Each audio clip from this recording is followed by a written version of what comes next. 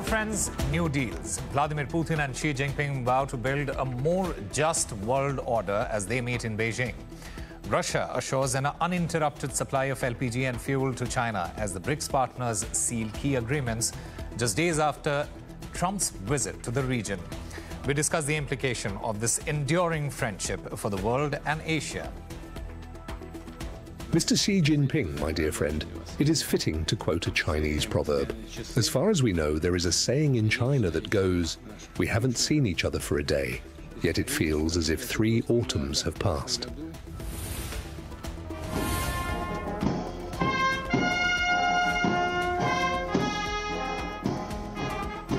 Georgia Meloni rolls out the red carpet as Indian Prime Minister Narendra Modi reaches Italy on the last leg of his 5-nation tour. But even alongside the optics and diplomacy here, we look at colonial-era racism shadows that cling on to Modi's Europe trip.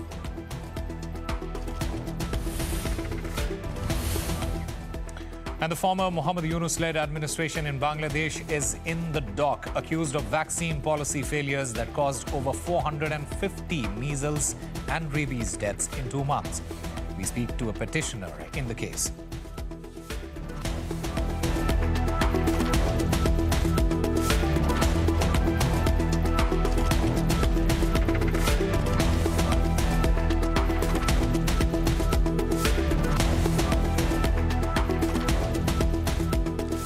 Hello and welcome. You're watching RT India. I'm Osama Shab, live from New Delhi. We begin with the latest from Beijing.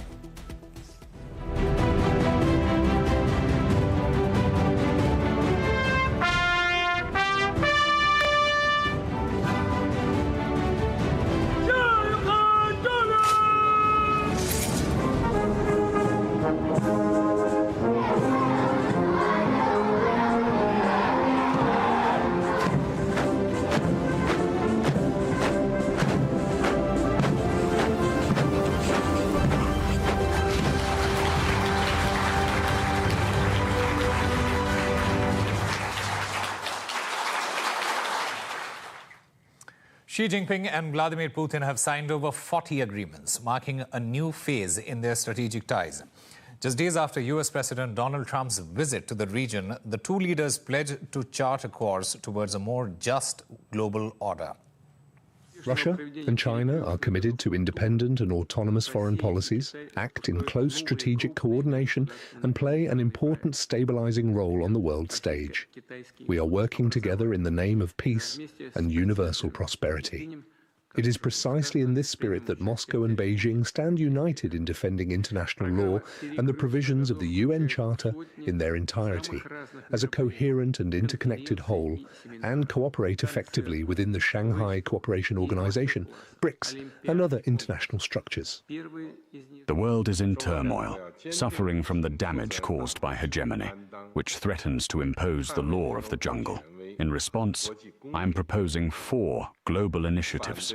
As permanent members of the UN Security Council, China and Russia will defend the authority of the United Nations, countering hegemony, fascism, militarism, and unilateral global governance. The great cause of our friendship shall move forward with confidence and stability.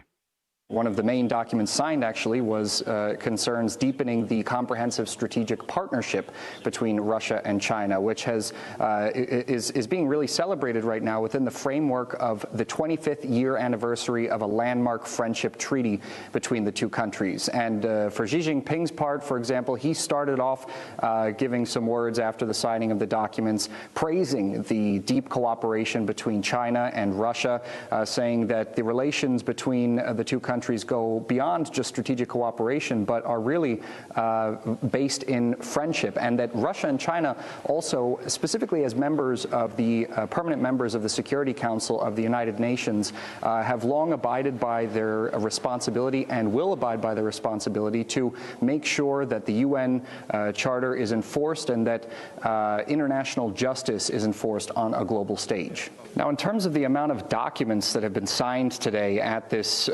this meeting between the Russian and Chinese delegations. We're talking about 40 whole different various important documents and agreements that are being signed, including one concerning the deepening the comprehensive strategic partnership agreement between China and Russia. And this is really something that highlights just how close the two countries have become in all spheres. Energy, when it comes to key energy projects like the Power of Siberia 2 pipeline, which is a joint project in the works between China and Russia, or whether it be foreign policy or trade, or even standing in solidarity against what both powers have described as Western unilateralism. This is a big thing that has been discussed as well. And while both countries have stated that their close friendship is not aimed against any one power, it is a friendship that also is all about defending their own sovereign interests and their own economic interests at large. And this is something that was said before the signing of the documents, actually. Let's take a listen. The reason why China-Russia relations have gradually reached such heights is that we have been able to strengthen political mutual trust and strategic cooperation with unwavering perseverance, expanding cooperation in various fields, striving for higher levels, and honorably upholding international justice in turbulent times, contributing to building a community with a common future for humanity. Currently, the international situation is full of changes, unilateral hegemony reigns, but the desire for peace, development, and cooperation remains the will of the people and the general trend. Now, in terms of, again, what I mentioned before about this partnership not being aimed against any one country, we also have to understand that this meeting between Russian and Chinese leaders came less than a week after Donald Trump came with his own U.S. delegation to Beijing. However, Vladimir Putin's assistant, Yuri Ushakov, has said that the timing is purely coincidental. The Russians and the Chinese have been working towards organizing this event since February, when Vladimir Putin and Xi Jinping had a video call about it. Many analysts have said that Donald Trump's last visit to China was quite fruitless. So with this happening, this meeting between Russian delegations and the Chinese delegation being quite successful in terms of 40 agreements being signed, the main one being, of course, connected to their decades-long comprehensive strategic partnership agreement. We're going to have to see what happens next with the American delegation coming to Beijing. Well, Russia and China have unveiled a joint declaration outlining what they described as the foundations of a new multipolar world order. Now, this declaration is built around 4 key principles. First, the future global order must be based on open and mutually beneficial cooperation aimed at expanding trade, investment, and strategic partnerships. Both the countries also called for equal and indivisible security, arguing that no nation should strengthen its own security at the expense of another. Russia and China are calling for sweeping reforms to global governance, saying no single country should dominate international affairs or dictate the fate of others. And finally, the declaration emphasizes respect for civilizational diversity, calling for greater trust, understanding, and mutual respect among nations, along with the protection of diverse cultures and civilizations. In fact, we can now cross live to Mr. Manoj Kevalramani. He's the chair of the Geostrategy program at the Takshila Institution. Mr. Kevalramani, thank you very much for speaking with RT India. You know, I want to start with what this declaration says, and a key point that I want to put forward. It says that there are no first-class countries or civilizational superiors to others. How do you view this language? Is this a message resonating across the global south, sir? Thank you so much for having me. Look, I think that there is obviously a certain resonation of this message across the global south and across the world. I think the idea that we are moving towards a world order which is likely to be much more plurilateral, where you're likely to have far more diverse voices, when you're likely to have far more diverse systems of governance coexist with each other, I think that is the trend in which we are moving toward. And this, I think, makes that argument. Now, the challenge is that if you move towards such sort of diversity, which in theory sounds great, How do you mediate between diverse civilizations? How do you prevent regression in issues like individual rights, in issues like women's rights? I think those are the kinds of challenges that the future order has to contend with. The fact that we are moving away from a single universal vision of how the world should be governed, how countries should be governed, how society should be managed, that is a truism. But how do we mediate between these different blocks of plurilateral groupings that will come up and different sort of diverse civilizational perspectives on governance? I think that's going to be the challenge. Mr. Keval Ramani, this declaration strongly opposes military bloc expansion, proxy wars, zero-sum security strategies.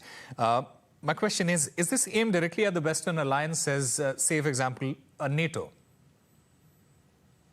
Absolutely. I think that there is no two ways about it. I mean, as much as the joint declaration and as much as China and Russia have repeatedly said that their relationship is not targeted at third parties, and to an extent, yes, it is not. It is there is an indigenous interest and there's an indigenous motivation for both of these countries to sort of re-engage with each other, stabilize the relationship and deepen their relationship. There's also the strategic coherence that they have with regard to how they see the role of the United States in the world and how they want to push back against the U.S. role in the world and American dominance after experiencing 30 plus years of unipolarity and now seeing a shift in balance of power.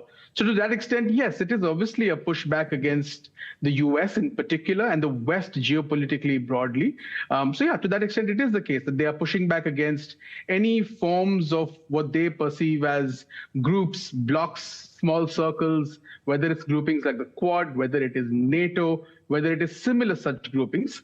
They want to push back against it. The challenge is that they have not defined what indivisible security means in practice. The statement also says that no country should be forced to abandon neutrality. Is this also a message to the global South and especially countries like India, sir? I'm really glad that you picked on this point in particular.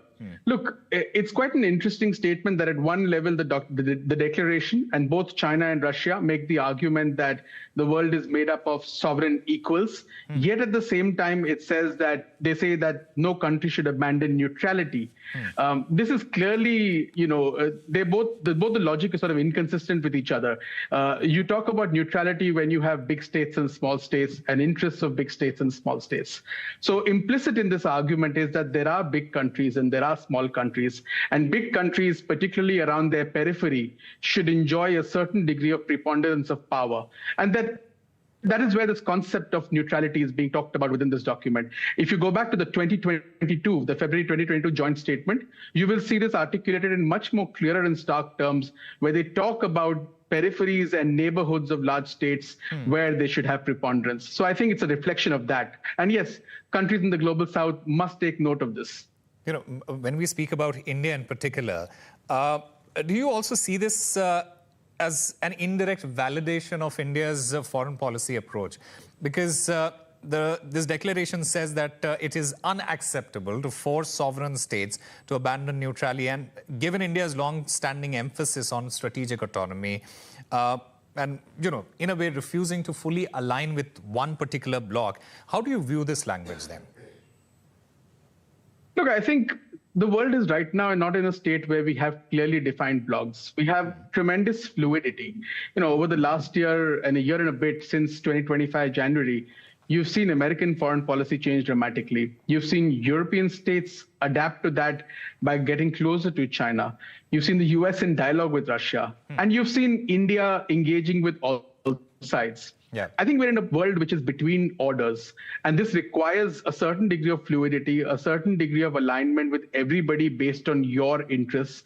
These are hard-nosed, pragmatic choices, which sometimes lead to very difficult balances, and that's what all countries have to do. So to that extent, yes, I think it does validate the logic of Indian foreign policy that you need to be engaging with all sides within the scope of your own interests and avoid alignments to the extent that you can.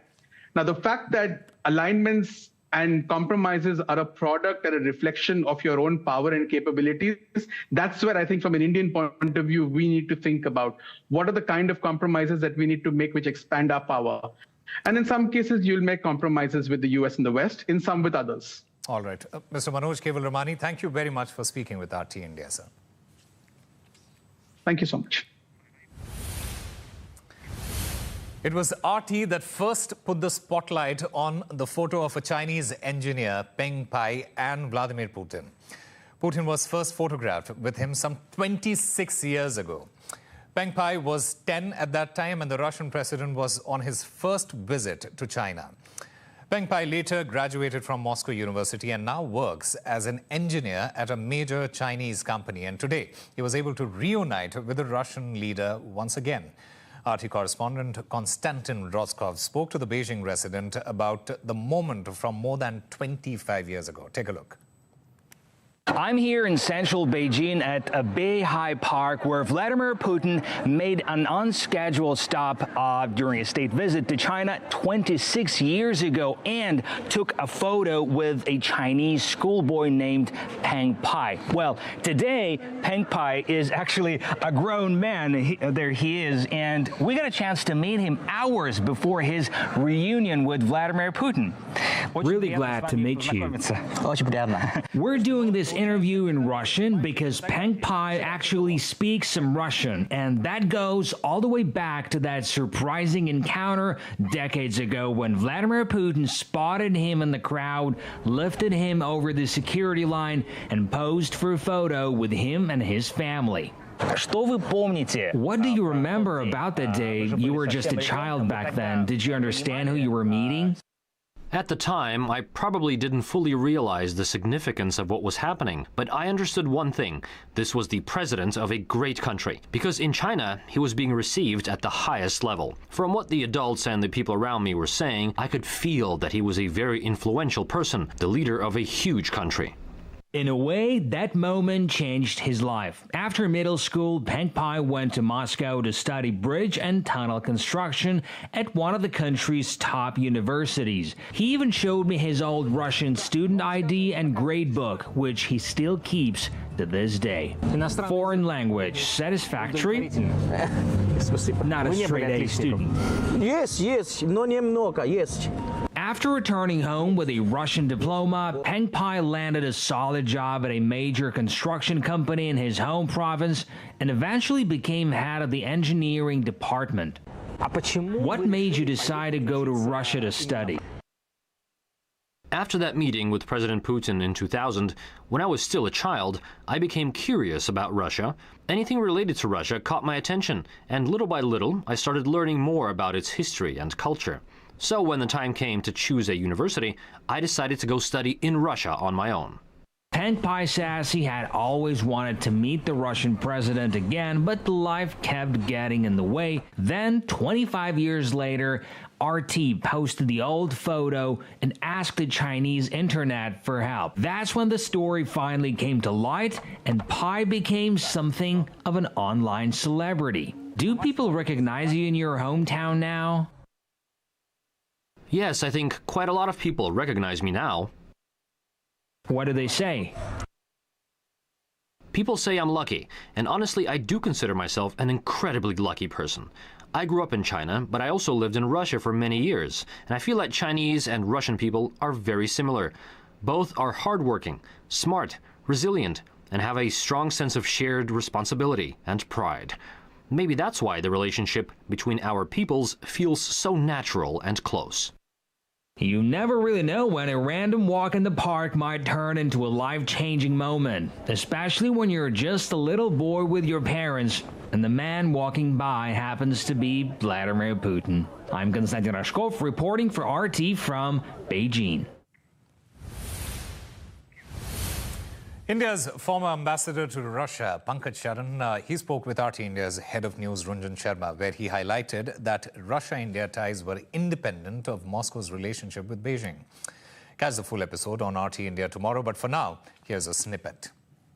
You have said that for India, the primary strategic challenge is China, not Russia, and that India cannot afford to antagonize Moscow, given how close it has become to Beijing. What do you really mean? We have a history of 70-80 years, starting from the Soviet days, of friendship with Russia. The history with China is very different. I mean, it starts with the annexation of Tibet and then all the border problems with China, their cultivation of Pakistan as a tool to keep India under pressure. The adversary is China. So it's in our interest to maintain our relationship with Russia in all the sectors which are of interest to us, and make sure that their relationship with China is not influenced or does not have an impact on their relationship with us. That China does not exercise any veto on what Russia does with India.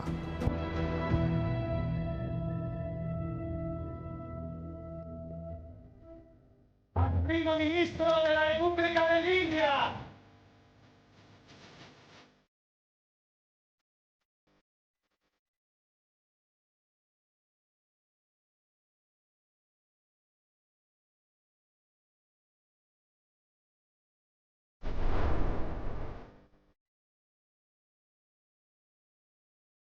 Prime Minister Modi brought us a gift, a very, very good topic.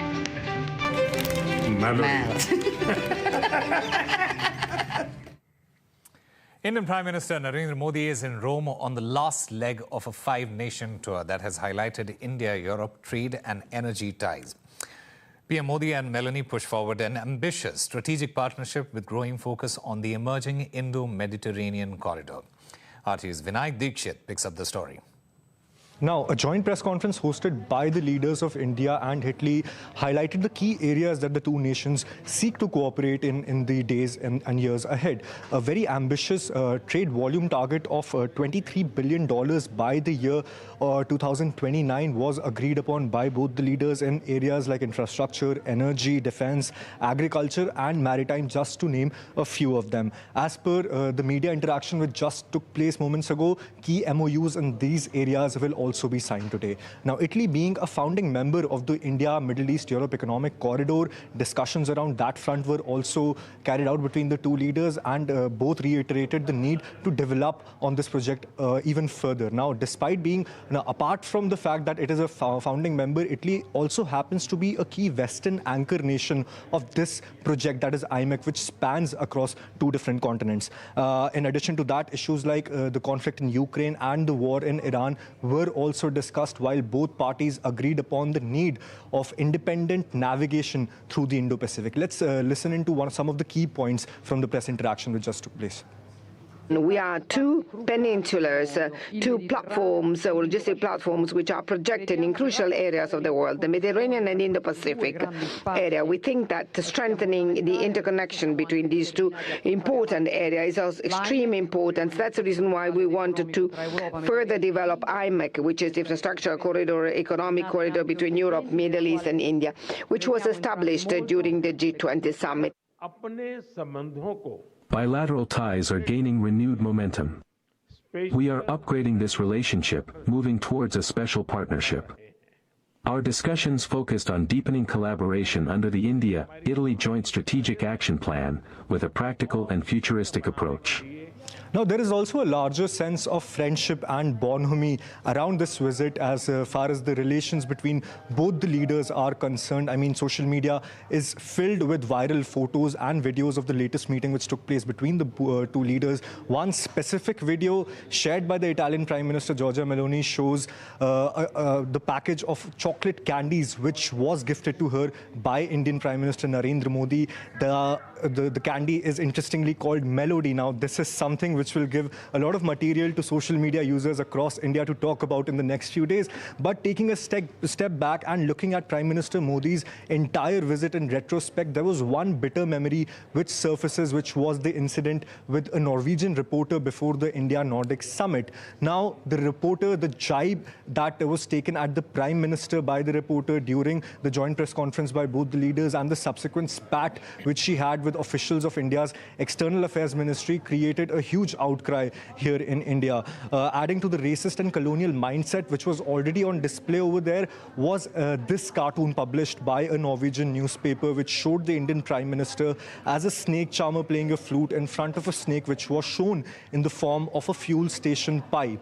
Now, what made matters even worse was the headline that was attached with this cartoon in question, which read, "A clever and significant and slightly annoying man." Nevertheless, social media users across India decried this cartoon as offensive and racist. But the Prime Minister returns back to New Delhi later today, and if we look at the deliverables from this entire visit, it is being seen as a huge success for Indian diplomacy in terms of the fact that it has highlighted a trend where it has shown that European countries also need India. It is no longer a one-sided courtship, and this happens to be a time where Europe actually needs India both economically and geopolitically. There's no immunity for the former government in Bangladesh. A political storm is brewing for Muhammad Yunus as Dhaka prepares to launch an investigation and commission into the controversial procurement of measles vaccines.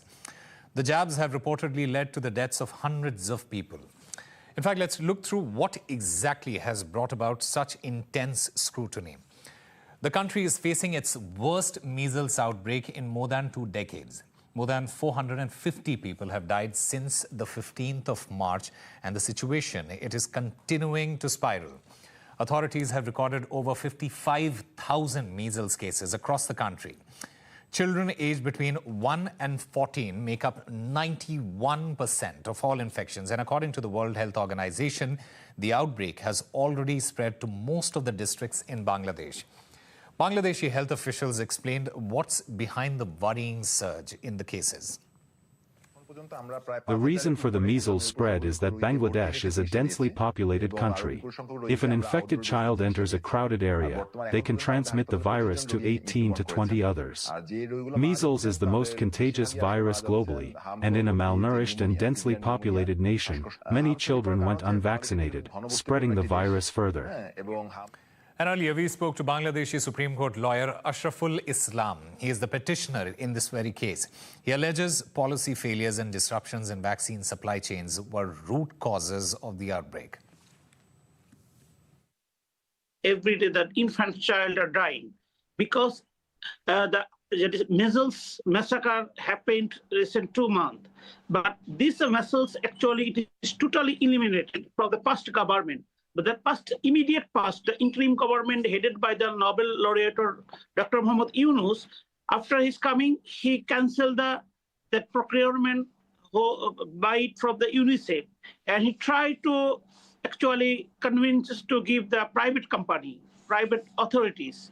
There's the reason long-standing UNICEF procurement he cancelled.